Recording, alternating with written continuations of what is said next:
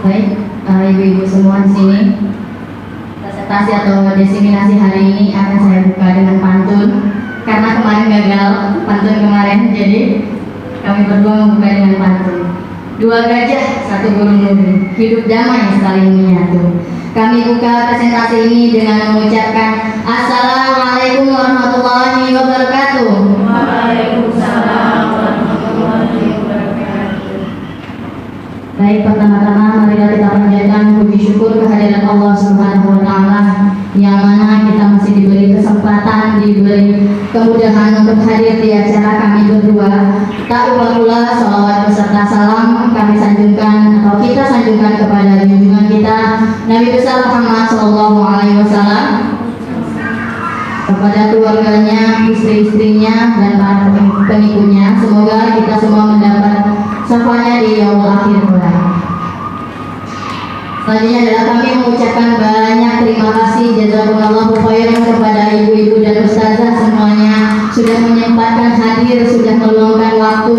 Kami tahu semuanya ini memiliki agenda tersendiri, tapi Masya Allah sudah memberi mendukung kami untuk hadir di acara diseminasi budaya positif ini.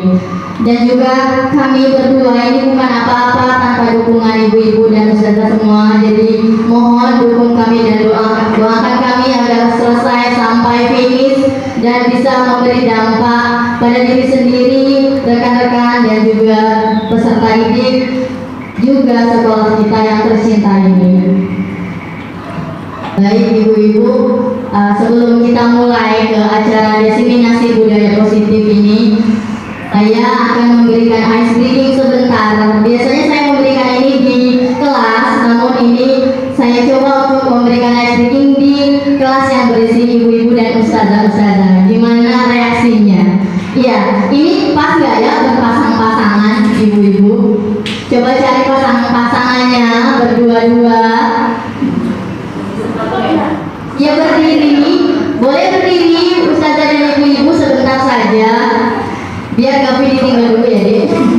Berdiri sepasang, boleh mencari tempat. Ya, satu. Kurang satu. Ini sama ibu Ella, boleh.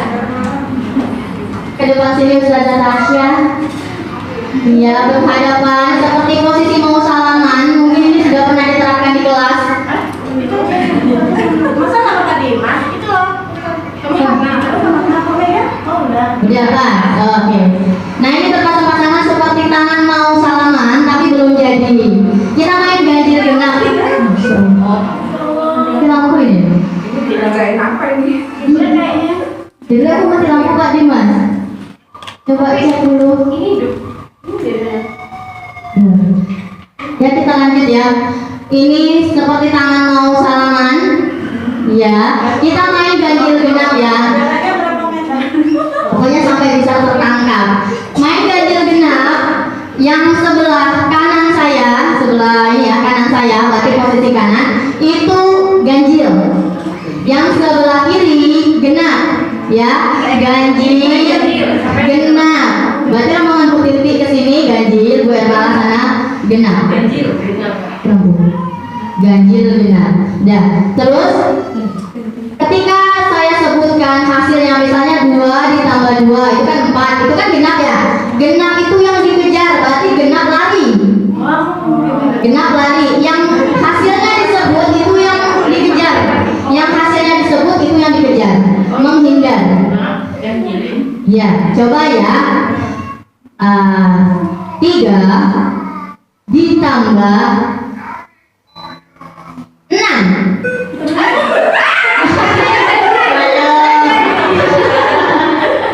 Ganjil yang lari ya. Ganjil hasilnya 6 tambah 3 9. Ganjil berarti ganjil lari. Ganjil yang dikejar. Coba lagi, coba lagi. Aku ganjil. Apa lagi? Ganjil dan genap konsentrasi. 5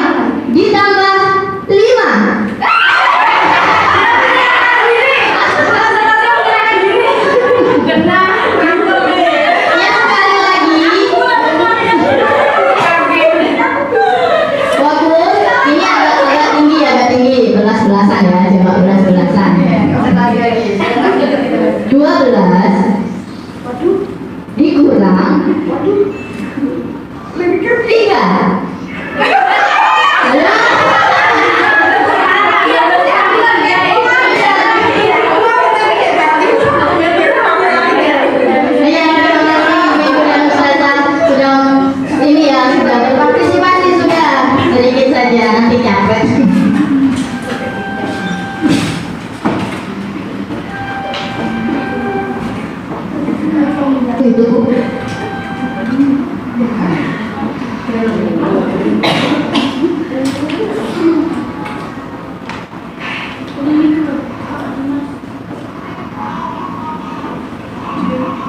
Ya gimana ibu-ibu dan ustazah semua perasaannya?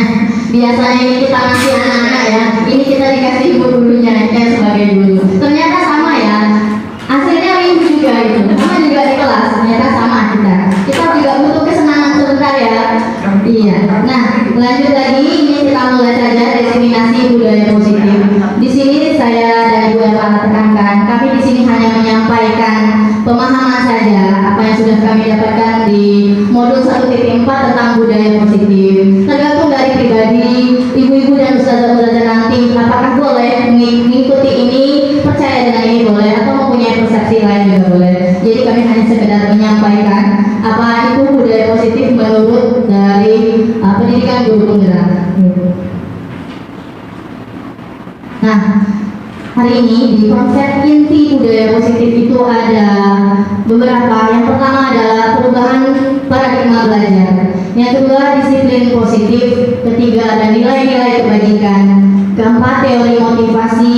Selanjutnya adalah hukuman, konsekuensi, dan restitusi.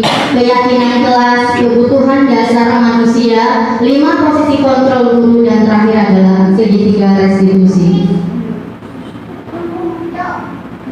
Kita posisi sebelah sini.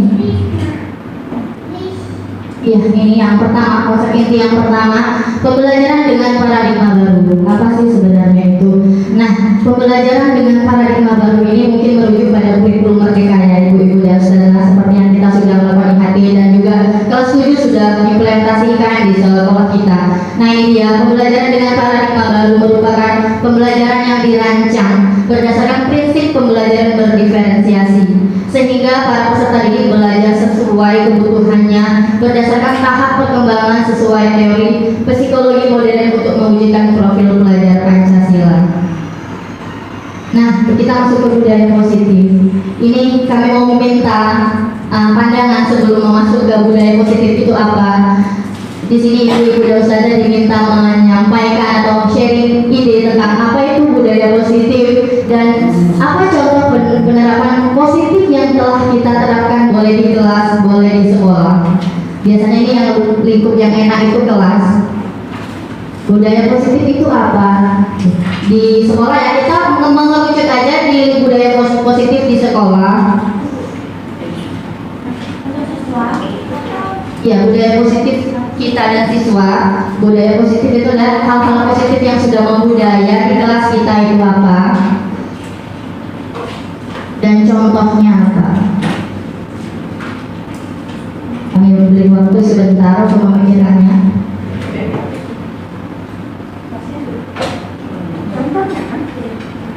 Oke, yang pertama makna, yang kedua contoh penerapannya.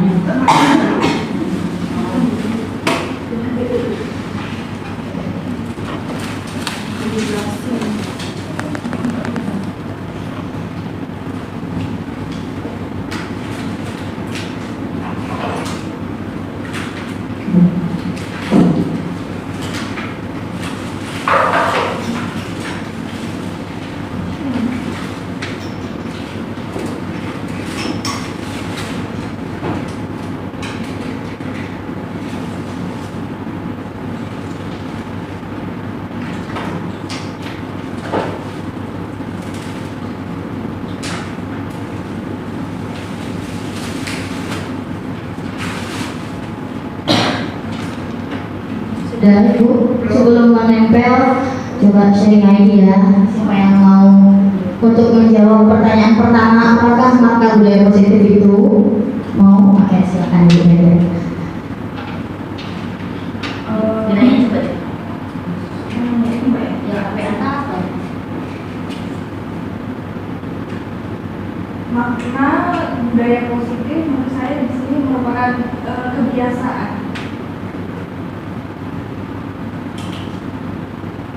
Makna budaya positif di sini menurut saya suatu kebiasaan yang sering dilakukan. Kemudian apa contoh penerapan positif yang telah kita terapkan kepada sesuatu yang sudah diterapkan?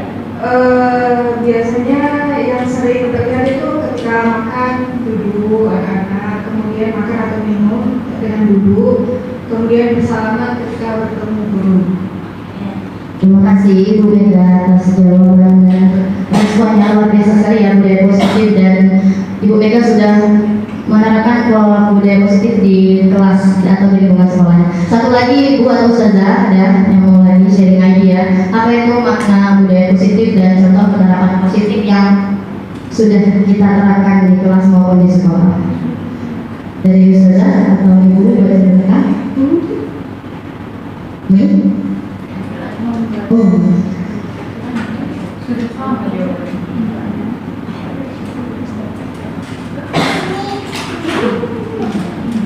Baiklah, menurut saya makna budaya positif itu ialah kegiatan atau kebiasaan yang bisa memberikan dampak atau efek positif bagi lingkungan di sekitarnya. Adapun contoh penerapan budaya positif yang telah kita terapkan itu seperti penerapan 5S: senyum, sopan, salam, senyum, sapa, sopan, salam, dan santun. Terima kasih Ustazah. Kita, iya. Sama intinya ya.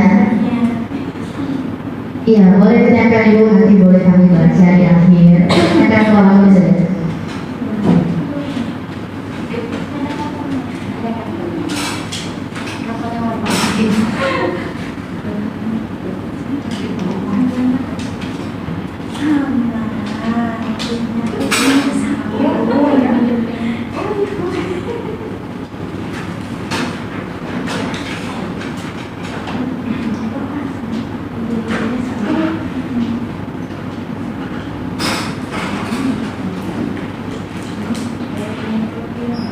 Masih ada Ustaz yang mau menempel, itu baru 3, 7.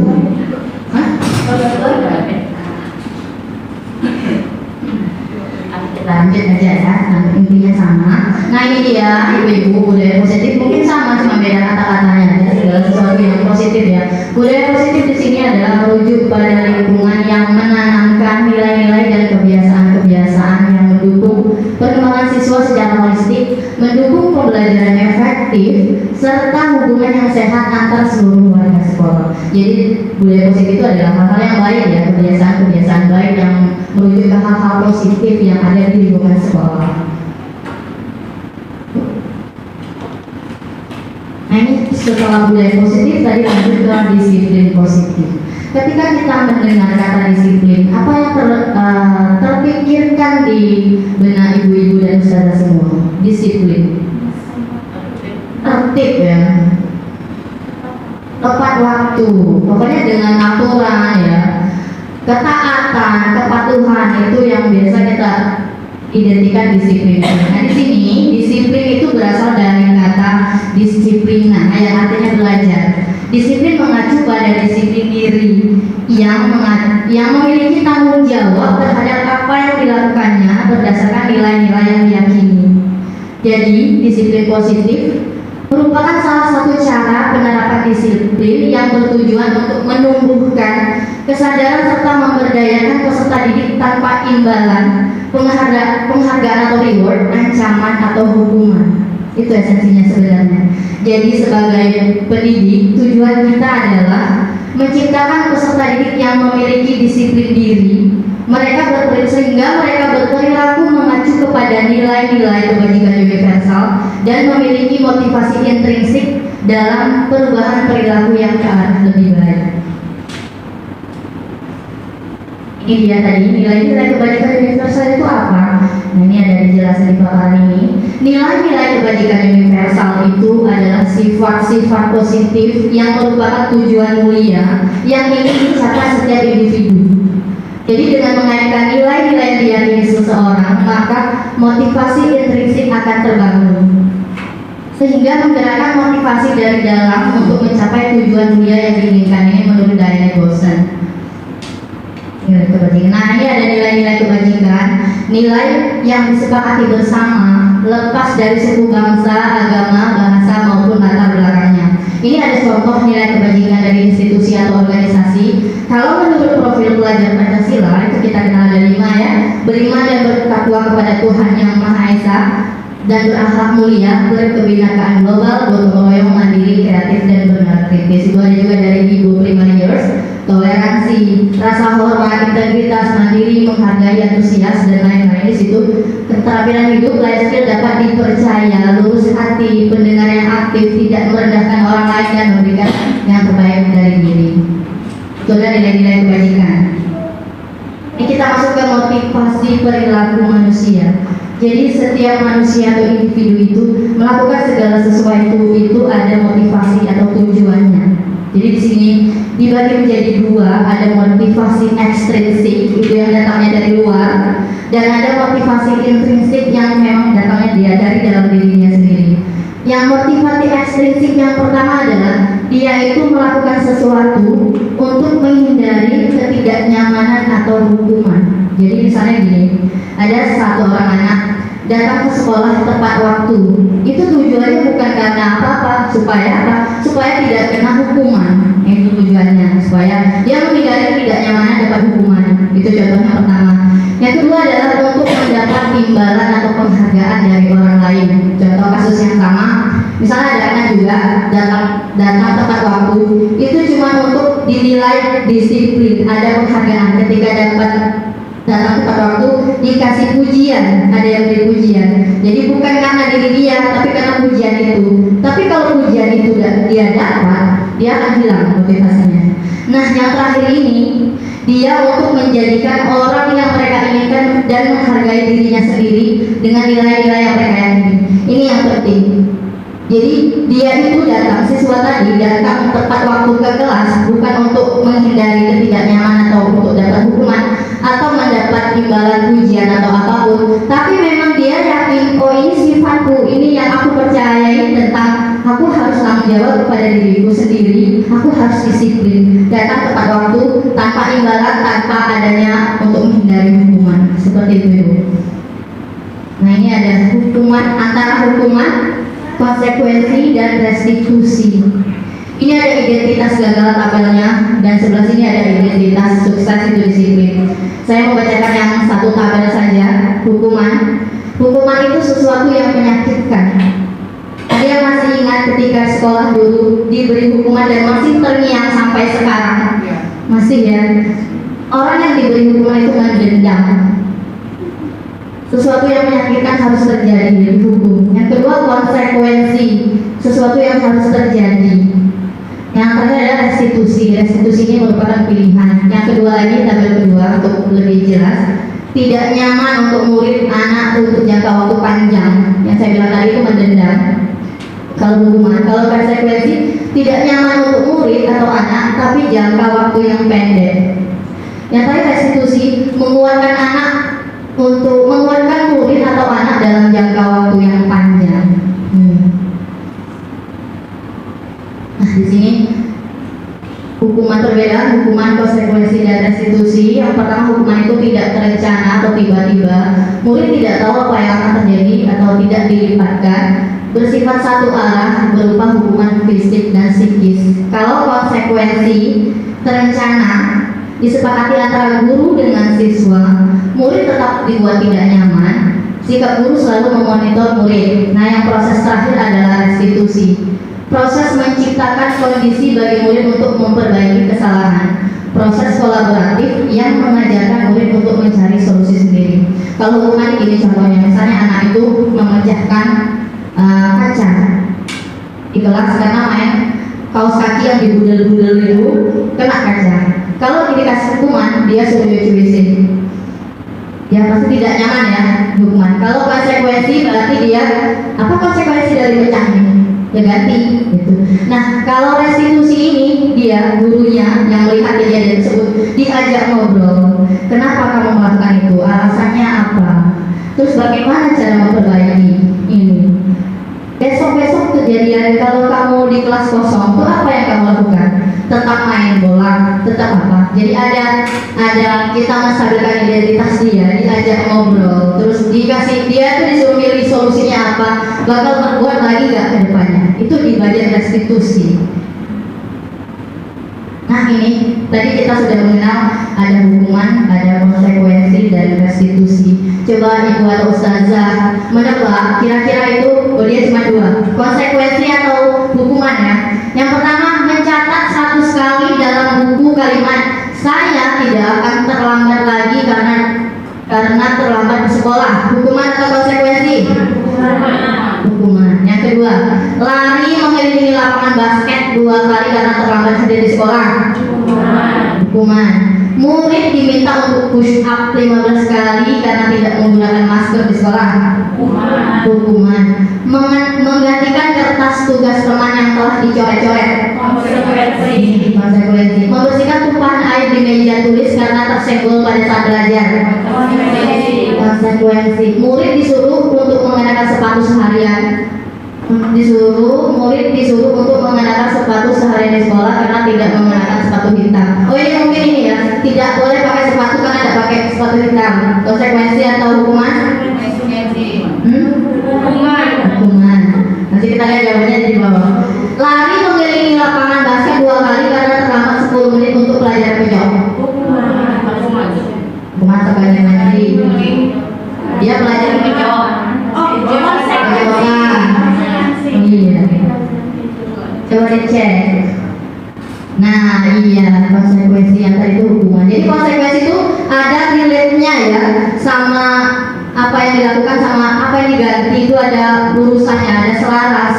Itu dia, ada hukuman, konsekuensi, konsekuensi. Nah, dihukum oleh penghargaan. Ini ada setuju tidak dengan fakta ini, dihukum oleh penghargaan? Dibutuh penjelasan ini. Dihukum oleh penghargaan. Pernahkah ada pengalaman dihukum oleh penghargaan? Bingung kata-katanya. Biasanya orang dikasih penghargaan nggak dihukum ya, senang-senang aja ya. Ya ini dihukum oleh penghargaan. Yang pertama, pengaruh jangka pendek dan jangka panjang.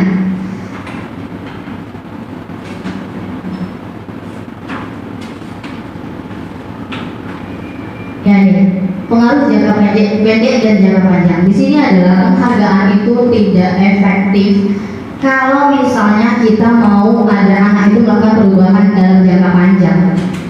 Misalnya gini, misalnya kita meminta anak belajar yang bisa jawab dapat hadiah, ya kan? Jawab dapat hadiah. Jangka pendeknya mungkin berhasil ya, semangat anak itu di kelas, semangat banget jawab perebutan. Tapi jangka panjangnya apa? Mereka apa? Ketergantungan. Ini saya mengalami sendiri nih. Ketika ngasih apresiasi penghargaan seperti misalnya permen gitu kan, jawab dapat ini, dapat bintang, kartu bintang. Mereka ketika nggak ada itu apa? Tidak semangat ya. Tuh, minta itu terus. Jadi dia kalau jangka pendek untuk semangat aja, jangka pendek berhasil, kalau jangka panjang nggak berhasil. Jadi penghargaan itu menghukum. Ini maksudnya adalah penghargaan menghukum di dalam sistem ranking. Kalau juara 1, yang pertama dia itu terusan juara 1, semester depan jatuh ke juara 2, sakit dia ya. Nah itu jadinya timpang dia jadinya. Jadi merasa dihukum banget dia di posisi itu, yang biasanya dia juara 1 terus lanjut jatuh ke juara 2. Penghargaan mengurangi ketepatan. Ini mungkin bisa sama juga kayak yang hadiah tadi ya. Tujuannya jadi dapat hadiah aja, bukan tujuan utamanya mau belajar, tapi apa? Mau misalnya nonton nih, dikasih nonton, gak dikasih dia merajuk ya Bu ya. Itu juga sudah pernah sering. Misalnya mau ngasih nonton, tiba-tiba ada kendala sesuatu, nggak jadi, belas langsung kelasnya berubah. Penghargaan tidak efektif, sama seperti yang di atas juga, penghargaan merusak hubungan. Mungkin kita tidak tahu di hati seseorang ya. Ketika ada teman kita guru atau siswa, kita contohkan siswa, ada satu siswa itu kita puji di depan mereka. Apakah teman-temannya senang? Kadang iyalah yang PDDW, iyalah yang pintar dewe. Gitu ya kejadiannya kalau kita punya anak kita, bukannya dia bangga tapi ada rasa iri. Dia dipuji, aku enggak. Gitu. Itu adalah penghargaan besar hubungan. Nah, bagaimana kita memberi penghargaan atau apresiasi kepada anak supaya tidak ada yang terjadi seperti yang tadi saya tadi. Nah, ini adalah bentuk program kebajikan atau apresiasi. Dalam memberi pengakuan atau apresiasi perlu dipertimbangkan hal-hal berikut. Beri pengakuan secara khusus ke anak. Beri pengakuan secara pribadi langsung. Beri pengakuan kepada semua murid secara bergantian. Jadi mulai itu gantian kita puji. Terus beri pengakuan secara konsisten. Dan terakhir fokus pada prosesnya. Itu jadi proses bukan hasil. Ini ada contoh pengakuan atau apresiasi kebajikan. Kita buka dulu anaknya itu bedanya. Kemarin ibu perhatikan rasa empatimu besar sekali pada saat menolong murid baru di kelas. Ini ngomongnya per pribadi aja ya, secara personal, jangan di depan teman-temannya. Iya, langsung di bawahnya, ibu menghargai kepedulianmu pada saat kamu membantu tugas teman-temanmu di kelompok. Terima kasih untuk rasa tanggung jawabmu pada saat kamu mengumpulkan kertas-kertas yang berserakan di kelas. Nah, ini cara memberi apresiasinya. Nih, ya kita masuk ke keyakinan kelas. Ada yang pernah dengar sebelumnya keyakinan kelas ini sepertinya tidak asing lagi untuk yang sekolah IKM. Keyakinan kelas ada yang pernah dengar ya? Keyakinan kelas ini adalah nilai-nilai kebajikan yang tadi sudah kita tahu itu, atau prinsip-prinsip universal yang disepakati bersama secara universal, lepas dari latar belakang, suku, negara, bahasa maupun agama. Ini juga menurut dosen, suatu keyakinan akan lebih memotivasi seseorang dari dalam, intrinsik. Seseorang itu akan lebih bersemangat untuk menjalankan keyakinannya daripada hanya sekedar mengikuti serangkaian peraturan. Ini pembentukan keyakinan kelas. Keyakinan kelas itu bersifat abstrak daripada peraturan yang lebih rinci dan konkret. Yang kedua, keyakinan kelas itu berupa pernyataan-pernyataan yang universal, yang seperti tadi. Yang ketiga adalah pernyataan keyakinan kelas itu senantiasa dibuat dalam bentuk positif. Tadi adalah keyakinan kelas hendaknya tidak terlalu banyak sehingga mudah diingat dan dipahami. Semua warga kelas sebaiknya ikut berkontribusi dalam membuat kegiatan kelas lewat curah pendapat. Yang terakhir adalah bersedia meninjau kembali keyakinan kelas dari waktu ke waktu. Biasanya keyakinan kelas ini yang lebih efektif diterapkan di awal pembelajaran tahun ajaran baru. Jadi wali kelas bersama anak-anak kelasnya itu membuat keyakinan apa yang disepakati atau nilai apa yang harus kita yakini di kelas ini. Jadi ditempel sama-sama semua di karton atau ditempel di kelas. Jadi untuk panduan mereka bersikap atau berperilaku di kelas. Ketika di kelas itu sudah positif, maka di luar dia akan secara otomatis dia berbudaya positif. Jadi budaya positif itu dimulai dari lingkungan kelas kita dulu. Kelas kita dulu yang harus kita tanamkan nilai-nilai kebajikan universal itu. Ini contohnya. Kalau peraturan, selalu kembalikan buku ke tempatnya. Kalau keyakinan kelas itu merujuk pada nilai kebajikan universal, yaitu apa? Tanggung jawab. Yang kedua, dilarang mengganggu orang lain dengan peraturan. Kalau kenilainya menghormati orang lain dan diri sendiri. Yang ketiga, hadir di sekolah 15 menit sebelum pembelajaran dimulai. Itu kalau peraturan. Menghormati orang lain, komitmen pada tujuan, berkomitmen. Dilarang melakukan kekerasan, keselamatan, menghormati orang lain. Dilarang menggunakan narkoba, itu nilai kebajikan itu kesehatan. Bergantian atau menunggu giliran, menghormati orang lain atau kesabaran. Gunakan masker, kesehatan dan keselamatan. Jangan berdiri di kelas atau koridor, keselamatan dan keamanan. Ini contoh penerapan keyakinan kelas. Yang pertama itu ada gambarnya. Guru membimbing siswa membuat keyakinan kelas, boleh sticky note, karton, pokoknya dengan media-media yang menarik yang membuat kelas itu antusias untuk menjawabnya. Yang kedua, siswa menulis dan menempelkan hal yang diharapkan dari kelas itu apa secara bergantian.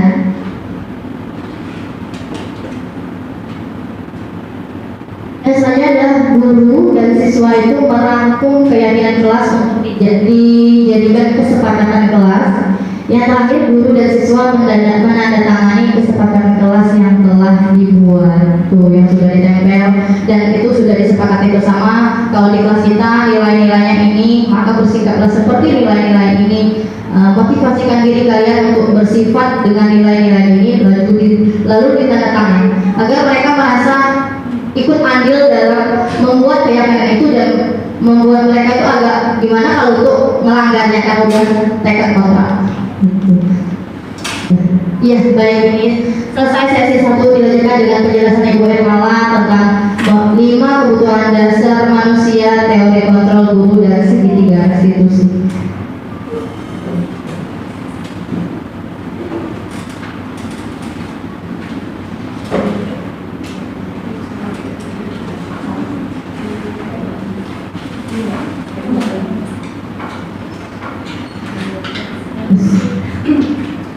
Baik, terima kasih waktunya Ibu Mufita. Assalamualaikum warahmatullahi wabarakatuh. Waalaikumsalam warahmatullahi wabarakatuh.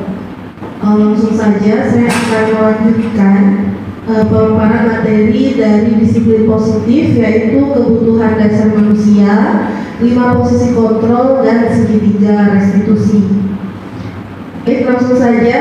Kebutuhan dasar manusia adalah segala sesuatu yang kita lakukan untuk mendapatkan apa yang kita inginkan.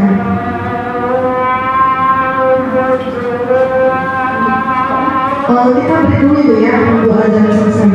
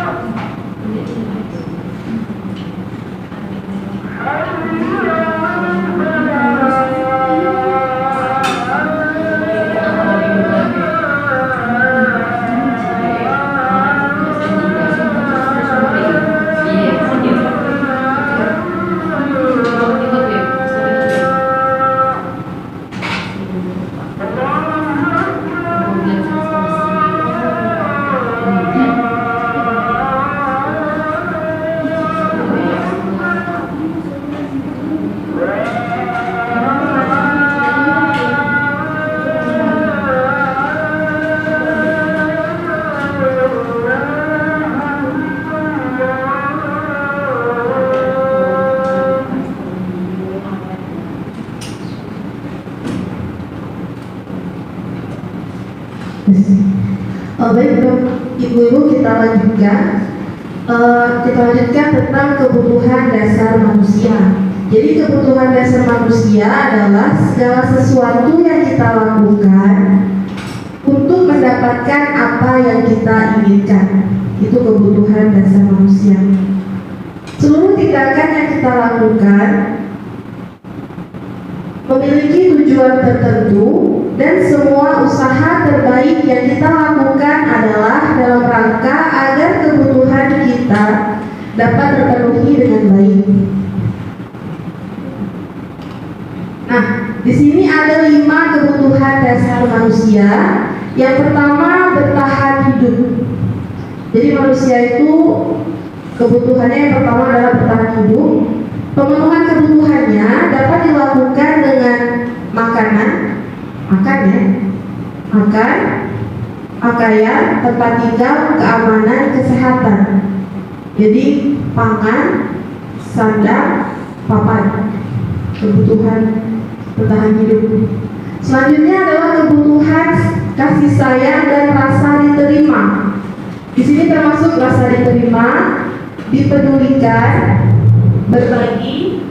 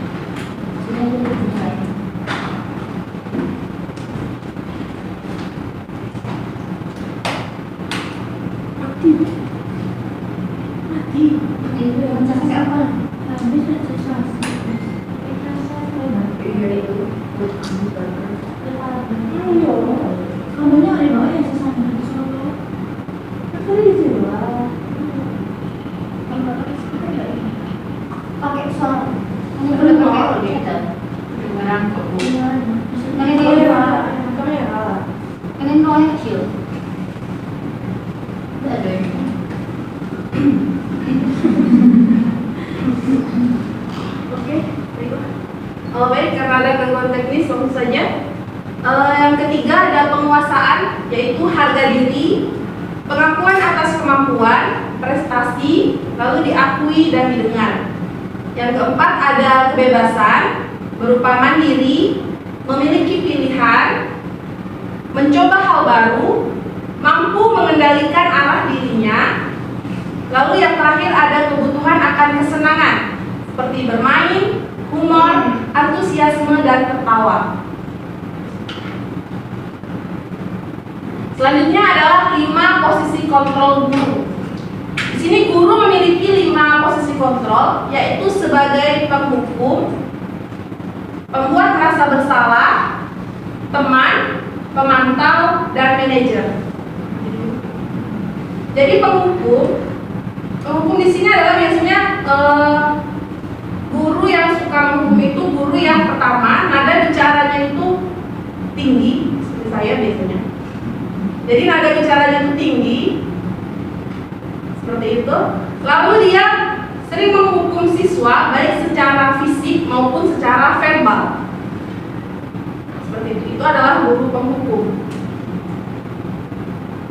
Lalu selanjutnya adalah guru pembuat merasa bersalah. Nah, guru pembuat merasa bersalah ini dia nada bicaranya biasanya halus. Dia lebih halus. Jadi dia tuh kalau mengucapkan sebenarnya, kamu ibu sudah capek-capek begini, kamu masih aja gitu. Nah, itu adalah guru yang membuat muridnya merasa bersalah. Nah, itu. Lalu yang ketiga adalah teman. Jadi guru yang berperan sebagai teman itu biasanya dia akrab dengan muridnya. Dia akrab dengan muridnya, mudah bergaul, sering bercanda, seperti itu. Tetapi murid ini hanya menganggap guru itu sebatas teman. Gitu. Jadi murid ini jarang biasanya menghargai guru lebih dari teman, seperti itu. Biasanya biasa aja lah dengan guru itu kan enak. Nah, gitu. Itu biasanya kalau gurunya itu sebagai teman. Lalu yang selanjutnya ada pemantau. Di sini guru hanya memantau dari jauh. Kadang-kadang di sini dia juga menanyakan melakukan sesuatu itu kepada anak, dia menjelaskan bahwa sesuatu yang dia lakukan itu pasti ada konsekuensinya. Itu pemantau. Yang terakhir adalah manajer. Jadi guru itu memanage siswa untuk menyadari apa yang dia lakukan itu dari dalam diri dia sendiri. Nah, seperti itu. Selanjutnya ada kasus di sini. Ada contoh penerapan 5 posisi kontrol guru. Kasusnya, siswa tidak memakai atribut lengkap saat upacara bendera. Ini sering ya kita hadapi ketika di sekolah. Jika guru itu penghukum, maka siswa itu disuruh hormat bendera selama 1 jam. Kalau nggak disuruh hormat, disuruh lari, disuruh apa, pokoknya hukumannya itu tidak ada kaitannya dengan kesalahan yang dia lakukan. Itu penghukum, atau juga dimarah-marahi. Itu guru penghukum. Yang membuat merasa bersalah, nah itu yang dikatakan oleh guru, berapa kali Bapak harus memberitahu kamu selalu saja mengecewakan guru. Nah itu adalah membuat merasa bersalah. Jadi murid itu merasa bersalah sehingga dia ada rasa tidak enak di dalam hatinya. Selanjutnya, jika kita posisi sebagai teman, nah itu kata-kata yang diucapkan biasanya, ayo dong ikut aturan sekolah, tolong bantu Bapak Ibu ya, sekali ini aja. Ya sudah, tidak apa-apa, lain kali jangan berbuat seperti ini lagi. Nah ini teman. Lalu ada pemantau, kamu sudah melanggar peraturan sekolah, kamu tahu konsekuensinya? Setelah upacara, kamu beli atributnya ke koperasi dan jangan diulang lagi. Nah, jadi ini pemantau.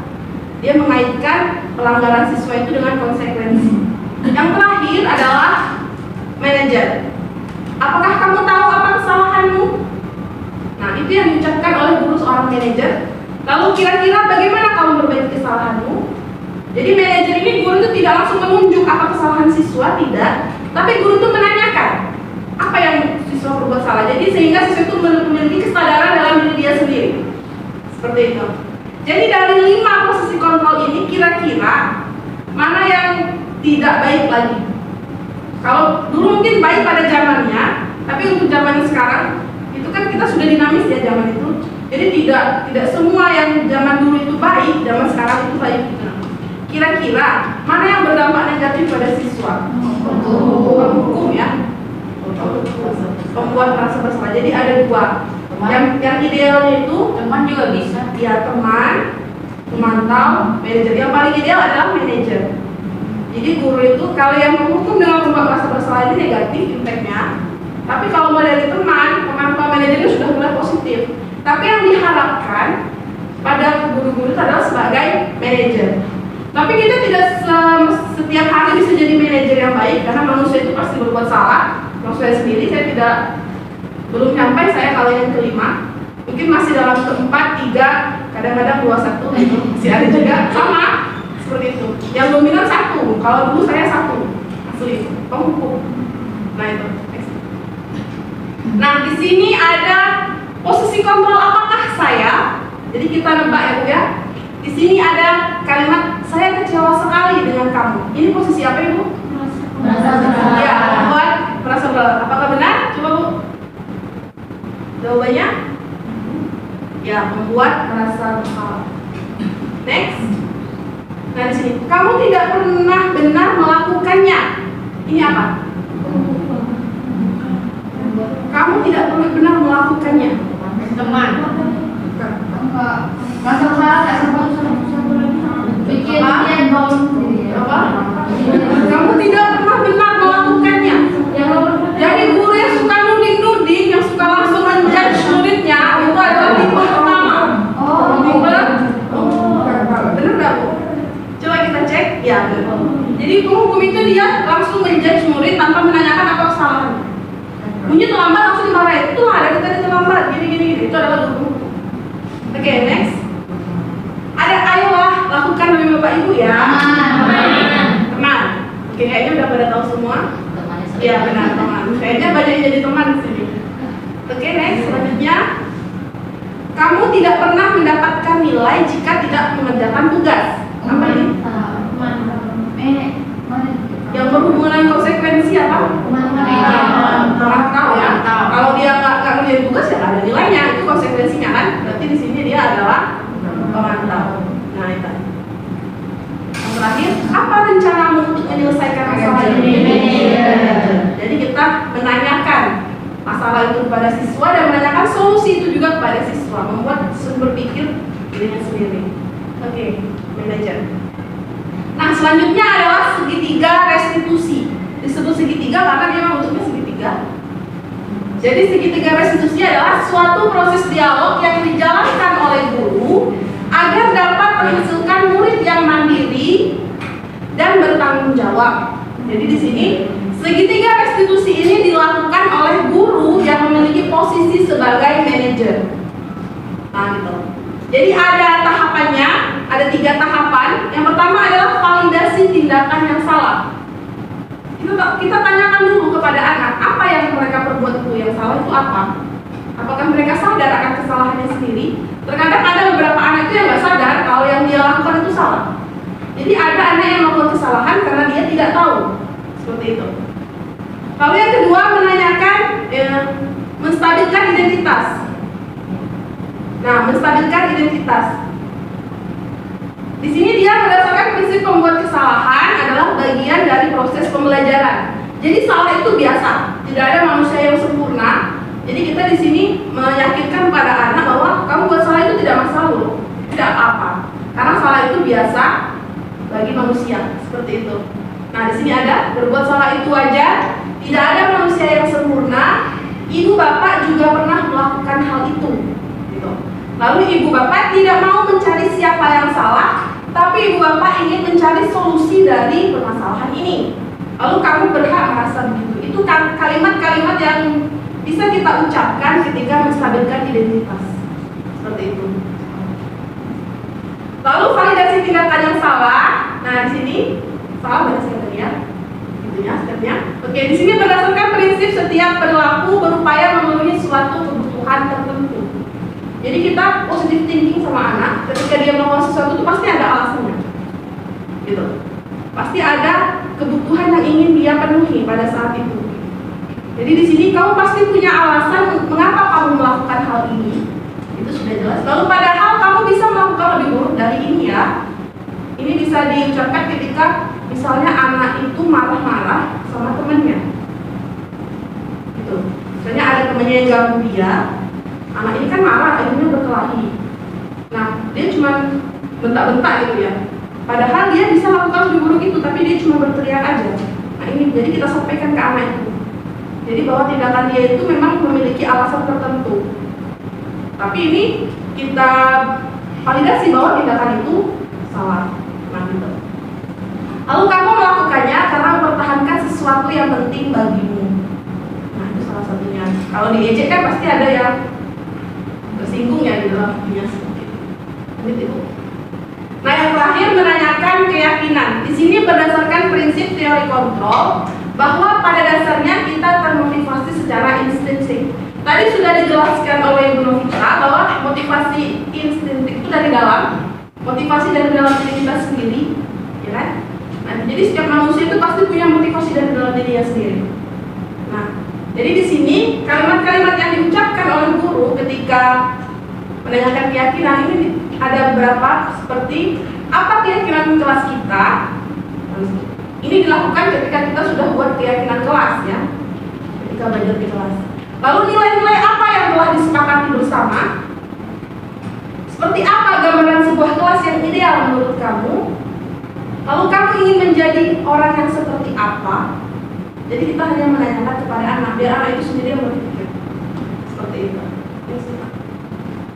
Nah, di sini ada contoh video dari segitiga praktik segitiga restitusi. Ada 2. Yang pertama itu nanti dipersilahkan oleh dari Kemdikbud ya, Kementerian Pendidikan. Yang terakhir nanti ada dari saya sendiri juga saya praktikkan. Silahkan disimak dulu.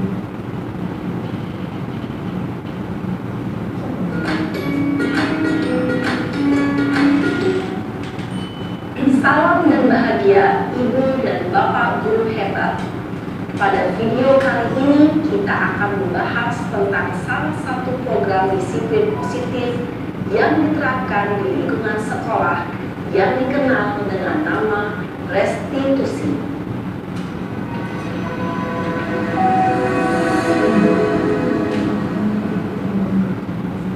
Restitusi dikembangkan oleh pakar pendidikan Diane Dawson berlandaskan pada teori kontrol Dr. William Blaser. Segitiga restitusi adalah suatu proses dialog yang dijalankan oleh guru atau orang tua agar dapat menghasilkan murid yang mandiri dan bertanggung jawab. Pada saat guru di posisi manajer, aspek yang dikembangkan pada murid adalah motivasi intrinsik, sehingga penanaman nilai-nilai kebajikan dapat tumbuh dan berkembang menjadi suatu kebiasaan positif yang akhirnya membentuk karakter murid. Proses dialog ini terdiri dari 3 langkah yang digambarkan pada ketiga sisi pada segitiga restitusi. Sisi pertama adalah melestarikan identitas. Sisi yang kedua adalah validasi tindakan yang salah. Dan sisi yang ketiga adalah menanyakan keyakinan. Ibu dan Bapak Guru, berikut ini akan ditunjukkan bagaimana seorang guru berada dalam posisi manajer menggunakan penerapan segitiga restitusi.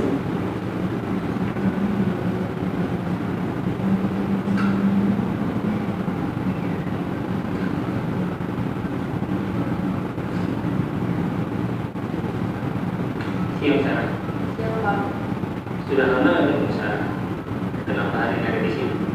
Kesel, Pak. Kesel banget. Masa aku dikatain tukang fitnah, Pak? Ya aku marah lah. Aku balik ngatain Eka di depan kelas. Kesel banget. Oh, begitu. Ya pasti kamu marah dan kesal. Bapak juga akan marah apabila ada yang menuduh Bapak seperti itu. Kemudian, pada saat itu, kamu mau melakukan apa? Ya saya langsung ngatain Eka lah, Pak. Kesel banget. Saya bentak-bentak dia di depan teman-teman lain. Oh, begitu. Pasti kamu melakukan seperti itu karena suatu alasan tertentu, kan? Iyalah, masa saya diam saja, Pak?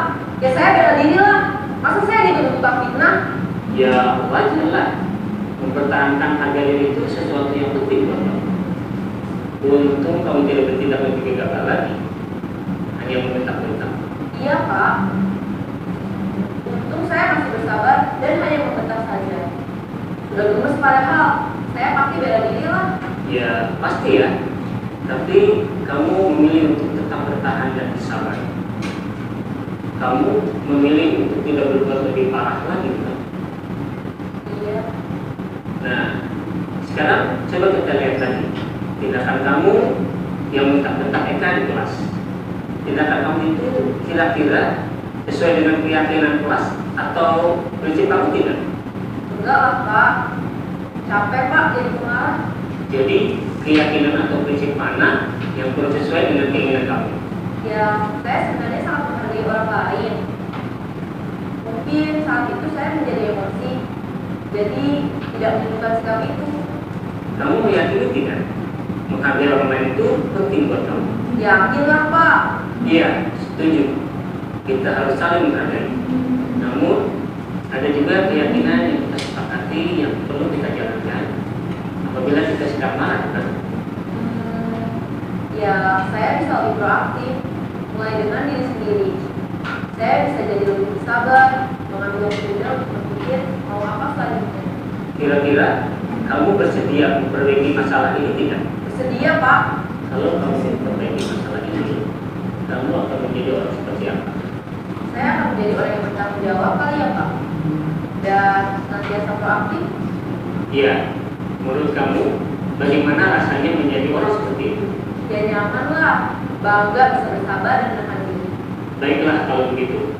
Yuk kita pikirkan bagaimana memperbaiki masalah ini.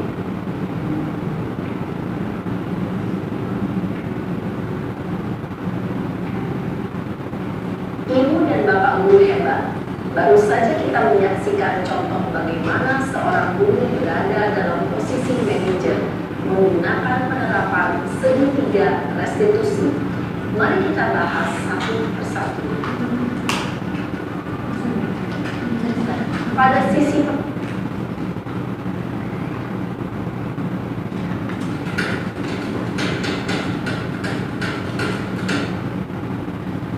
Oke Bapak Ibu, selanjutnya video praktik yang saya lakukan sendiri di kelas, tepatnya di kelas 10A SMK di Akhlak. Silakan diperhatikan.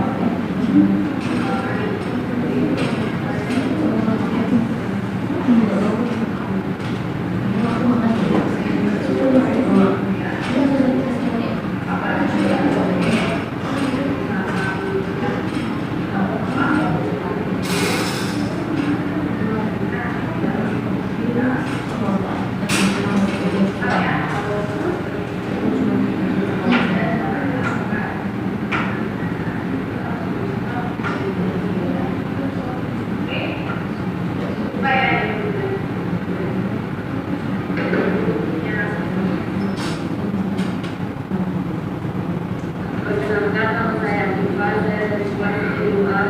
Saya senang bisa dapat berdiskusi dengan Bu. Karena kita menghargai orang lain dan saya dapat mengikuti pelajaran ikhlas dan baik. Terima kasih teman-teman sebelumnya.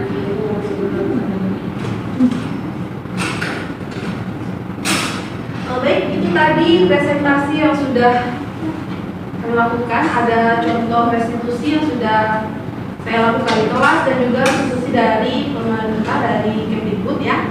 Sesi selanjutnya adalah sesi tanya jawab. Kepada Bapak Ibu guru yang mau bertanya, silahkan.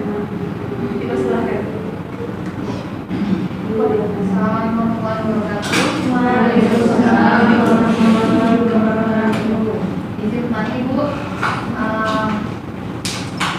apakah kan pernah di kelas 2 SD yang cenderung muridnya sering suka tidur, jadi suatu saat kan anak tuh kesal, akhirnya bangunin semuanya dan mengatakan kata-kata gini, sudah berapa guru yang kayak lakukan ini, kayak ngajak mereka tuh kayak merenung apakah mereka tuh tahu nggak ini salah atau nggak. Saya kira berdampak positif atau tidak, tapi alhamdulillah setelah itu impactnya mereka nggak berani ini tidur lagi gitu.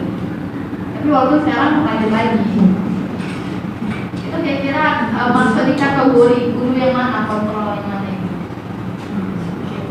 Tadi kalimatnya apa yang diucapkan? Kayak udah berapa guru yang kalian lakukan gini, Itu udah berapa guru yang sampai capek dimasuk di Ya benar. Sudah berapa guru yang kamu lakukan seperti ini? Itu masuk ke Enggak, ini semuanya kalian. Ya, semuanya semua diajak anak kan? ngomong. Iya, semuanya Jadi diajak memang ngomong. itu gurunya kalau menurut saya membuat merasa bersalah. Iya.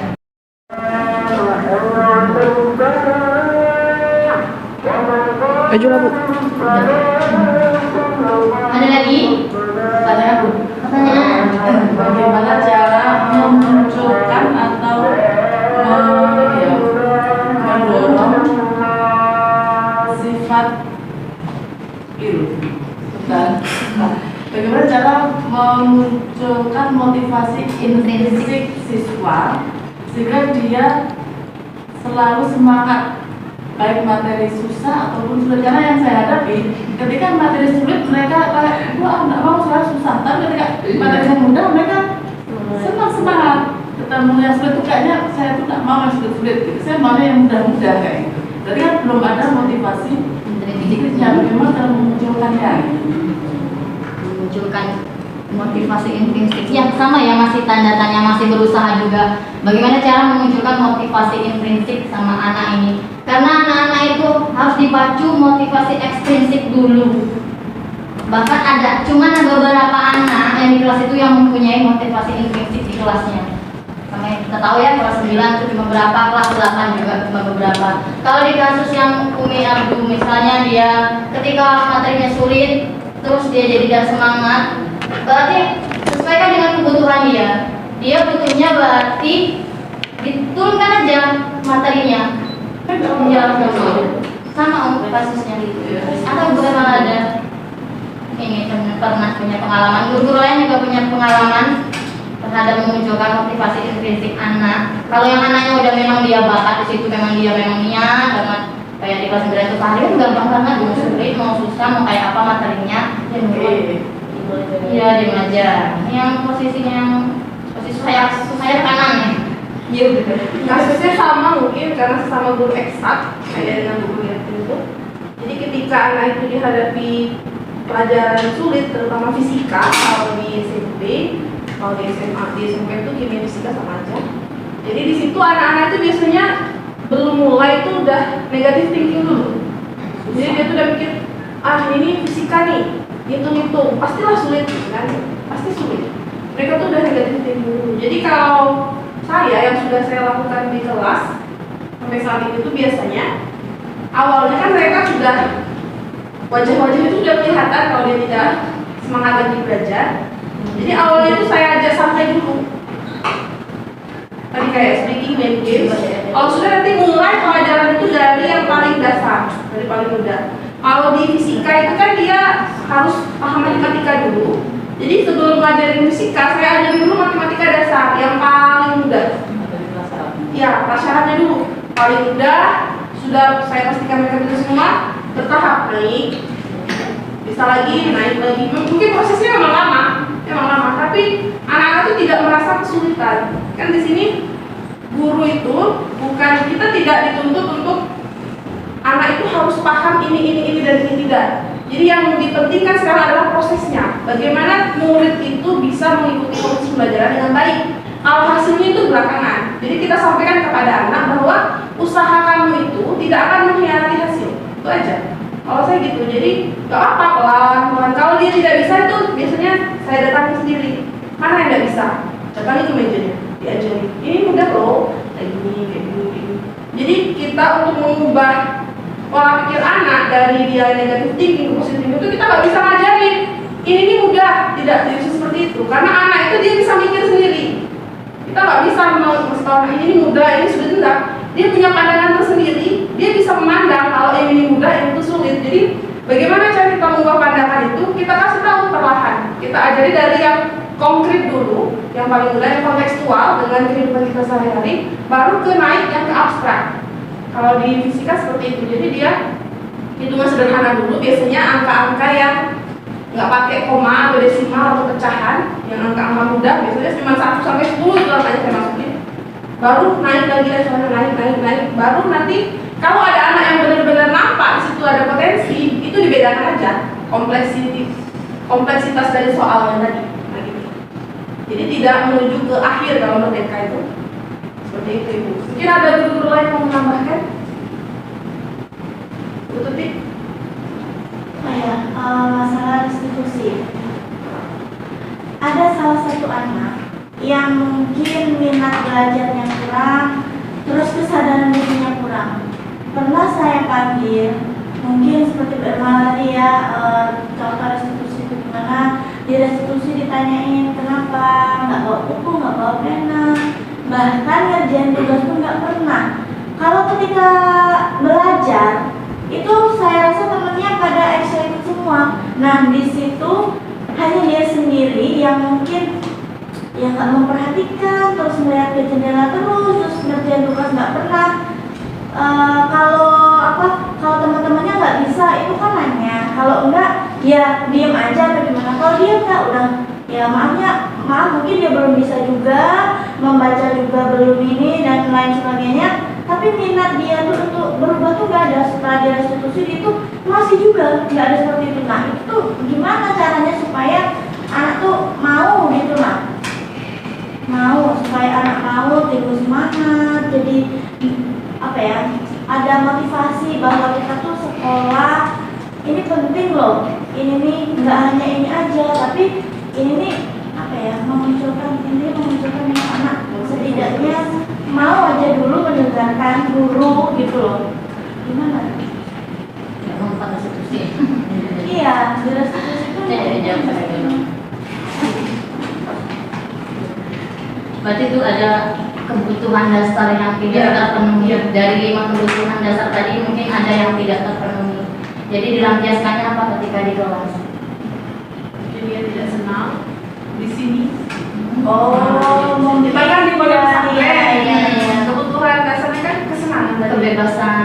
Jadi dia tidak merasa kalau di pondok itu diatur terus, tidak bebas kesana sini itu. Jadi kebutuhan merasa tidak didukung. Mungkin dia nggak mau sekolah di sini, Iya. tapi dipaksa sama orang tuanya. Solusinya kita pakai orang tuanya. Jadi kami mengucapkan terima kasih banyak sekali lagi jazakumullah khairan kepada ibu-ibu dan ustazah sudah hadir dalam acara kami. Kami mohon maaf apabila dalam pelayanan, dalam pemaparan, dalam menjawab itu tidak memuaskan atau tidak sesuai kami, karena kami juga masih belajar. Kami belum ahli ini, kami baru ketemu di sini. Mungkin ada beberapa yang sudah tahu, cuma yang atas-atas itu kami juga baru belajar. Jadi kita sama-sama belajar. Baik, tadi dibuka dengan pantun, tapi ditutup juga dengan pantun. Bilau seperti kolam, ikan paus pandai menyelam. Iya. Dari lubuk hati yang paling dalam kami tutup presentasi dengan salam. Wassalamualaikum warahmatullahi wabarakatuh.